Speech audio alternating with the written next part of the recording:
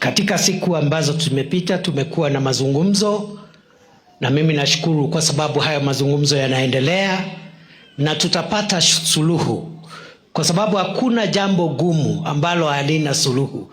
There is nothing that has no solution, and there is no problem that is so big that a nation cannot handle.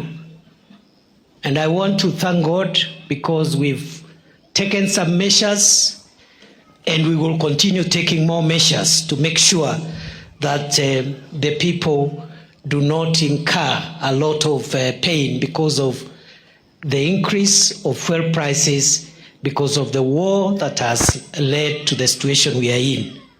Hivi karibuni tulipunguza ile kodi ambayo tulikuwa tunatoza katika mambo ya mafuta, ikatoka 16% ikakuja 8%. Vile vile tukaweka in the last 2 months subsidy ya 12 billion shillings in the last 2 months, lakini bado haitoshi. Na ndio umeona jana usiku tumebadilisha zaidi pia kwa shilingi 10 bei ya dizeli, na mimi nashukuru washikadau wote katika sekta hii, kwa sababu wamekuja katika mambo ya mazungumzo. Jana usiku mawaziri wetu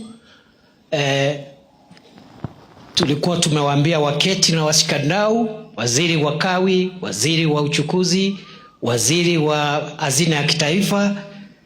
Hiyo ndio ilisababisha ile 10 shillings ambayo tulipunguza jana. Na mimi nashukuru Mungu kwa sababu leo mchana hayo mazungumzo vile yanaendelea. Wale ambao walikuwa wameitisha mgomo wa magari wamesema ya kwamba watasimamisha kwa muda wa siku kadhaa ili kupatia serikali nafasi ya kuendelea na mazungumzo na kuleta suluhu ambaye ni suluhu ambaye sisi sote tunatafuta. Nataka kwa niaba ya serikali niwashukuru kwa hatua hiyo ya kizalendo, na niseme ya kwamba matatizo ni mengi, na hata tukitatua hii tatizo kutakuwa na matatizo mengine. Na hili tatizo sio tatizo Kenya pekee, ni tatizo ambayo iko katika mambo ya ulimwengu kwa sababu ya yale mambo mnajua yanaendelea.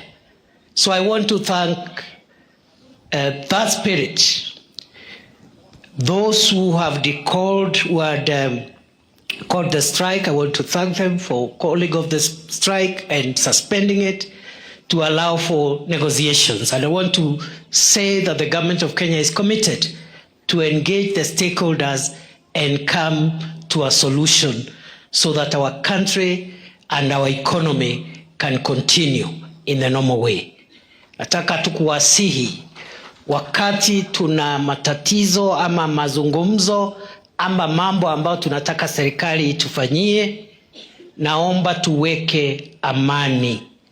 Tusitumie ile nafasi kuchochea wananchi, kuvunja sheria, kuibia watu mali yao, ama kutatiza uchukuzi, ama kuchoma magari. Kwa sababu ukichomea mtu gari yake, amefanya bidii akanunua gari yake ya biashara ama ya kusafiri, umchomee, hilo haliwezi kuleta suluhu, kwa sababu hiyo haitapunguza bei. Ile itapunguza bei ni hatua kama hizo ambazo tunachukua. Tunapunguza kodi hii, tunapunguza ile ingine, tunaona ni gani tunaweza fanya saa hii. And I also want to say, hatuwezi kufanya kila kitu siku moja, kwa sababu pia ile kodi ambayo tunaokota ndio inatumika kutujengea barabara, ndio inatusaidia kufadhili elimu. And therefore we have to balance the interventions we are making to resolve the fuel crisis, so that in a way that we don't disrupt the service delivery in other sectors like education and the road construction and the other things we are doing. Kwa hivyo mimi nimefurahi